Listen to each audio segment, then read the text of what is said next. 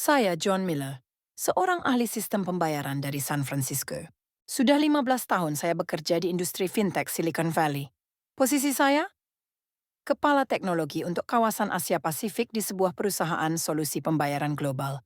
Musim gugur 2023, kantor pusat tiba-tiba mengirim instruksi. Selidiki pasar Asia Tenggara, khususnya Indonesia. Jujur saja, saya tidak terlalu tertarik. Indonesia yang terlintas di pikiran saya. Negara berkembang, infrastruktur tertinggal, regulasi rumit. Di dalam pesawat, saya terus berpikir, perjalanan ini pasti hanya survei formalitas. Kumpulkan data, tulis laporan, selesai. Saat itu, saya tidak pernah bermimpi. Perjalanan ini akan mengguncang seluruh pandangan hidup saya. Saya tiba di Bandara Internasional Soekarno-Hatta malam hari. Udara lembab, panas menyerang, orang-orang memenuhi bandara. Bandara cukup modern, tapi prasangka saya tidak mudah berubah. Naik taksi, saya tanya sopir, berapa ongkos ke hotel? Sopir tersenyum sambil menunjuk argo. Bayar pakai QRIS saja, Pak. QRIS? Apa itu? Saya mengangguk tanpa mengerti. Sampai hotel, Argo menunjukkan Rp250.000. Sopir mengeluarkan ponsel, menunjukkan kode QR. Saya buka aplikasi pembayaran. Scan code, langsung terbayar.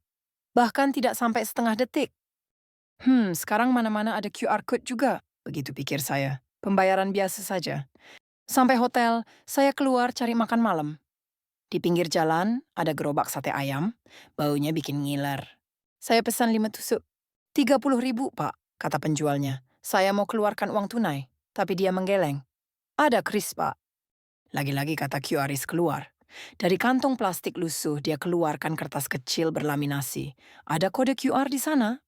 Sama persis dengan yang di taksi tadi. Penasaran, saya scan. Langsung terbayar juga. Bapak penjual sate cek ponselnya, tersenyum dan mengangguk. Pagi harinya saya mampir ke kedai kopi kecil dekat hotel. Pesan kafe latte. Waktu bayar muncul lagi kode QR yang sama. Kali ini saya mulai merasa aneh. Kenapa semua pakai QR code yang sama bentuknya? Siang hari, saya lewat toko buah pinggir jalan, nenek-nenek sekitar 70-an tahun jualan mangga. Masa iya di sini juga? Ternyata benar. Di depan nenek itu juga ada kode QR yang sama. Sejak itu naluri pengamatan saya aktif. Minimarket, restoran, toko buku, bahkan warung kelontong, semua tempat punya kode QR yang sama. Ini bukan kebetulan. Pasti ada sistem yang terorganisir. Malam itu di hotel, saya mulai searching. Saya ketik Indonesia QR Code Payment. Yang pertama muncul, QRS, Quick Response Code Indonesian Standard. Saya klik dan baca. Luar biasa. Sistem QR Code standar nasional yang dibuat Bank Indonesia tahun 2019. Semua penyedia layanan pembayaran disatukan dalam satu standar ini. Bank Sentral langsung turun tangan. Dalam 15 tahun karir saya, ini kasus pertama. Biasanya kan pasar yang menciptakan standar sendiri atau perusahaan terbesar yang jadi standar de facto. Tapi ini, pemerintah, bahkan bank sentral, langsung membuat standar. Saya tidak bisa tidur, berbaring di kasur sambil terus berpikir. Apa ini benar-benar efisien? Jangan-jangan ini malah menghambat inovasi? Semua yang saya pelajari di Silicon Valley mulai mempertanyakan ini. Pagi berikutnya, sesuai jadwal saya mengunjungi kantor mitra lokal. Gedung besar di kawasan Kuningan, Jakarta Selatan. Masuk ruang rapat langsung terlihat poster besar di dinding. QRIS, satu kode untuk semua. Mas Adi masuk. Pria sekitar 30-an dengan wajah ceria. Dia jabat tangan sambil memberikan kartu nama. Selamat datang, Mr. John. Penasaran dengan QRIS kan? Saya buka laptop sambil bertanya. Ya, saya cukup kaget. Kemana-mana QR code-nya sama. Kok bisa begitu? Mas Adi duduk sambil tersenyum. Mr. John, tahu kondisi negara kami sebelum 2020? Saya geleng kepala. Dia keluarkan tablet, tunjukkan foto. Kasir restoran kecil. Tapi di dinding menempel 7 stiker QR code. Beda aplikasi, beda perusahaan. GoPay, OVO, Dana, Link Aja, ShopeePay. Mas Adi menunjuk satu persatu sambil menjelaskan. Bayangkan, pelanggan datang bilang saya pakai OVO. Pemilik jawab, wah kami cuma bisa GoPay. Pelanggan harus keluarkan uang tunai, atau tunggu ya, saya install dulu aplikasi GoPay. Saya bisa bayangkan betapa merepotkannya. Pasti sangat tidak nyaman. Lebih dari tidak nyaman, mimpi buruk. Mas Adi menghela napas. Terutama pemilik toko kecil harus install semua aplikasi. Setiap aplikasi beda biaya admin, beda waktu pencairan. Waktu rekonsiliasi keuangan pusing 7 keliling. Dia tunjukkan foto lain. Ibu-ibu paruh baya bingung di depan beberapa ponsel. Ini Ibu Umi, pedagang baju di Pasar Padang, sampai punya 5 aplikasi. Masing-masing di ponsel berbeda. Kenapa? Karena kalau semua di satu ponsel jadi lambat. Saya tertawa. Itu memang tidak efisien. Betul sekali, Mas Adi ikut tertawa. Makanya Bank Indonesia turun tangan. Agustus 2019. Pak Peri Warjio, Gubernur BI waktu itu, mengumpulkan semua bos fintech. Gojek, Tokopedia, Bukalapak, Telkomsel, semua. Padahal mereka kan pesaing, kok bisa dikumpulkan? Awalnya semua waspada, takut pasar mereka diambil. Tapi Pak Gubernur langsung ke intinya. Kalian bertengkar terus, perusahaan asing besar akan masuk. Kalau begitu, kalian semua mati. Kata-kata itu mengubah suasana total. Suara Mas Adi mengeras. Jadi kesepakatan diumumkan 17 Agustus, hari kemerdekaan kita. Simbolis sekali kan? Deklarasi kemerdekaan ekonomi. Saya mengangguk sambil mencatat. Tentu tidak mudah, Mas Adi melanjutkan. Sistem harus terintegrasi dalam 4 bulan. Tampak mustahil. Tapi 1 Januari 2020, kris resmi diluncurkan. Respons awalnya bagaimana? Mas Adi berpikir sejenak lalu menjawab, jujur saja beberapa bulan pertama agak dingin. Tapi lalu COVID meledak. Maret 2020, orang-orang mulai takut menyentuh uang tunai. Sejak itu, pertumbuhannya luar biasa. Seminggu berikutnya, saya berkeliling Jakarta mengamati penggunaan kris. Awalnya sebagai ahli, saya cari kelemahannya. Bagaimana keamanannya? Stabilitas sistemnya? Skalabilitasnya? Tapi apa yang saya lihat di lapangan mulai melenceng dari ekspektasi. Dada saya terasa tidak nyaman. Pasar tradisional di Bandung, bau ikan dan rempah bercampur. Di sana saya bertemu Ibu Sari. Dengan tangan keriput, dia keluarkan ponsel lama. Dengan mahir memproses transaksi QRIS tanpa smartphone. Kok bisa? Suara saya bergetar, yang ditunjukkan nenek adalah terminal QRIS sederhana yang dibagikan gratis pemerintah. Hanya ada beberapa tombol dan layar kecil, seperti telepon tahun 90-an. Saat itu ujung jari saya terasa dingin, solusi pembayaran canggih yang saya kembangkan di Silicon Valley terlintas. Interface mewah, enkripsi kompleks, autentikasi biometrik terbaru, tapi semua itu tidak berarti apa-apa untuk nenek ini, bahkan jadi penghalang. Kami salah pikir. Sesuatu di kepala saya mulai berderit. Saya terus jelajahi pasar, toko sayur, toko ikan, toko pakaian. Semua tempat ada QRIS, dan semua orang menggunakannya dengan natural. Saya lihat ibu muda menggendong bayi sambil beli buah. Satu tangan pegang bayi, tangan lain keluarkan ponsel untuk scan QR. Tidak sampai 5 detik. Melihat pemandangan itu saya sadar, ini bukan soal teknologi. Ini soal kehidupan. Seberapa nyaman membuat hidup orang. Itulah intinya. Seminggu kemudian saya pergi ke Surabaya, kota terbesar kedua di Indonesia. Di sana saya akan bertemu pengusaha kecil menengah. Tempat pertama adalah pabrik furnitur kecil. Pak Budi, pengusaha 40-an, menyambut saya. Selamat datang Mr. John, jauh-jauh datang ya. Dia jabat tangan. Kantornya sederhana, meja kursi lama, foto keluarga di dinding, kantor UKM khas. Saya ingin tanya tentang penggunaan kris, kata saya. Pak Budi tersenyum sambil mengangguk. Tentu, jujur saja, kami selamat berkat kris. Maksudnya bagaimana? Pak Budi keluarkan buku laporan lama, sampul kulit sudah kusam, pinggirnya compang-camping. Maret 2020 bulan pertama pakai kris. Dia buka halaman, penuh tulisan tangan. Omzet bulanan 85 juta rupiah. Bulan berikutnya, lihat. Dia balik halaman, 102 juta. Bulan berikutnya 120 juta. Mata saya membesar, setiap bulan naik lebih dari 20%. Kenapa tiba-tiba naik? Pak Budi menghela napas. Gara-gara COVID, orang tidak mau datang ke toko. Jadi pesanan online meningkat. Tapi pembayaran jadi masalah. Masalah apa? Transfer bank butuh waktu konfirmasi. Sementara itu pelanggan bisa berubah pikiran, batal pesan. Kartu kredit, potongannya terlalu mahal, 3%. Pak Budi buka buku berikutnya. QRIS beda. Langsung terkonfirmasi. Biaya admin cuma 0,7%. Dan yang paling penting, dia keluarkan ponsel. Pelanggan nyaman, anak muda kan sudah pakai aplikasi fintech. Langsung bayar, jadi conversion rate naik drastis. Conversion rate? Dulu dari 10 orang yang nanya, sekitar 3 orang jadi beli. Setelah pakai QRIS, 7-8 orang jadi beli. Pembayaran mudah, jadi impulse buying juga naik. Saya hitung, conversion rate dari 30% ke 70% naik lebih dari 2 kali lipat. Tapi, Pak Budi menurunkan suara. Jujur saja, awalnya saya marah. Kenapa? Rasanya dipaksa pemerintah. Awal 2020 ada sosialisasi di Kamar Dagang, hampir seperti perintah. Semua pelaku usaha harus pakai kris. Pak Budi tersenyum pahit. Saya percaya ekonomi pasar bebas. Tidak suka pemerintah campur tangan pasar. Jadi saya menolak.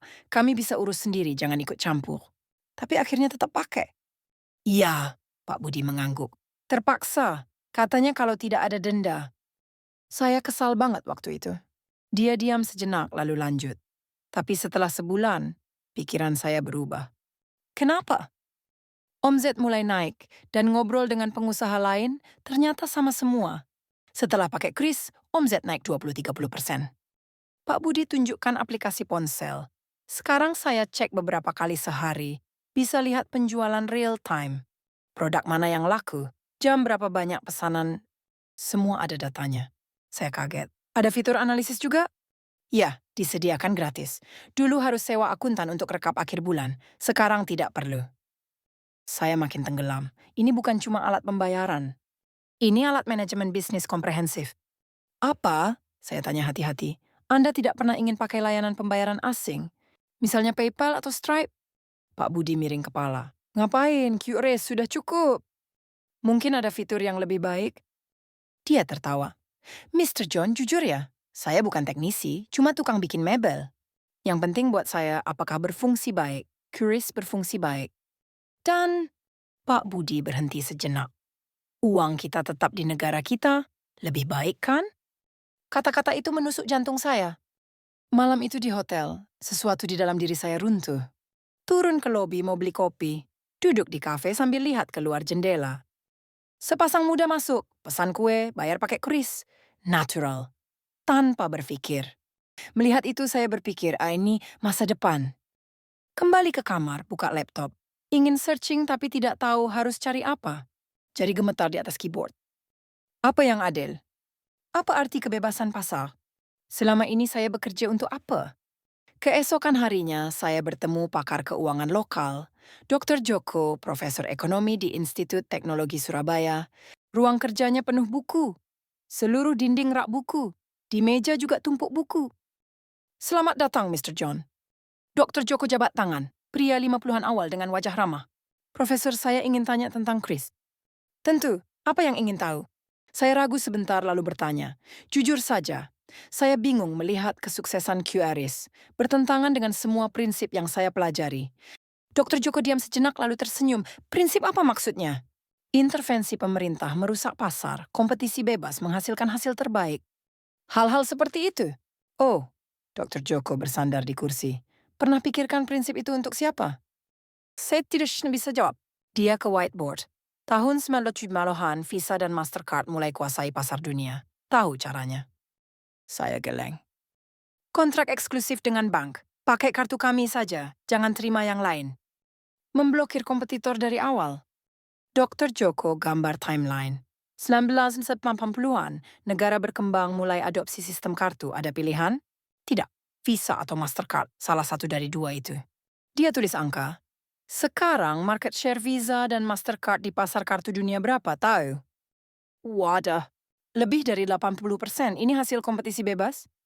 Saya tidak bisa jawab. Dr. Joko lanjut. Indonesia bayar biaya transaksi kartu berapa per tahun, tahu? Tidak tahu. Angka pastinya tidak dipublikasi, tapi estimasinya lebih dari 3 triliun rupiah per tahun. Sekitar 50 miliar won Korea. Dr. Joko duduk lagi. Mr. John, ini adil. Rakyat kami beli barang di negara kami. Kenapa harus bayar fee ke perusahaan Amerika? Pertanyaan itu membuat saya terdiam. QRIS, Dr. Joko lanjut, adalah upaya lepas dari struktur itu. Uang kita, kita yang kelola.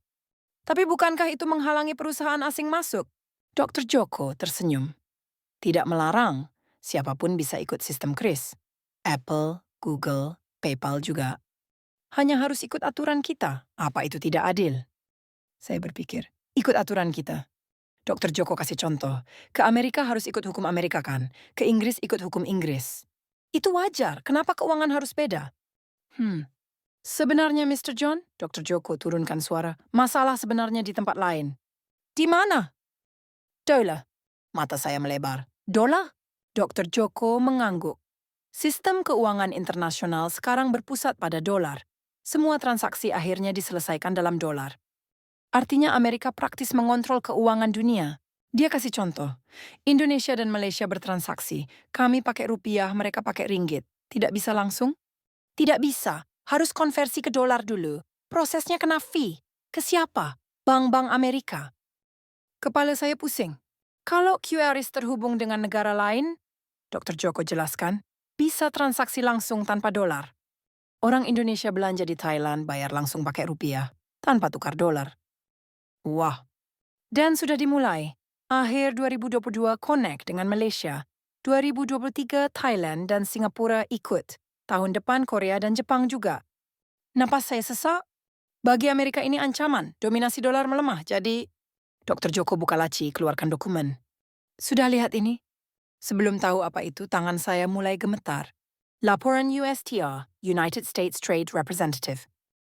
Keluar Maret 2023, QRIS di-cap sebagai potential trade barrier. Dr. Joko buka halaman yang relevan. Saya baca kalimat-kalimat itu sambil merasakan seluruh tubuh membeku. Standar tunggal yang dipimpin pemerintah Indonesia menghambat akses pasar yang adil bagi perusahaan asing. Konsep keadilan yang saya yakini selama 15 tahun ternyata hanya alat untuk kepentingan negara tertentu. Saat itu saya sadar. Profesor, suara saya bergetar. Laporan ini, alasan sebenarnya bukan kompetisi adil ya. Dr. Joko pelan mengangguk. Untuk menjaga hegemoni dolar. Kata-kata itu membuat saya tidak bisa berkata apa-apa. Keluar dari ruang kerja, kaki saya lemas. Naik taksi kembali ke hotel, pemandangan di luar jendela kabur. Mata saya berkaca-kaca. Sampai kamar, kunci pintu, lalu runtuh. Duduk di kasur sambil menunduk, air mata jatuh. 15 tahun. Selama 15 tahun, semua yang saya yakini ternyata bohong. Kompetisi adil, pasar bebas, inovasi, efisiensi.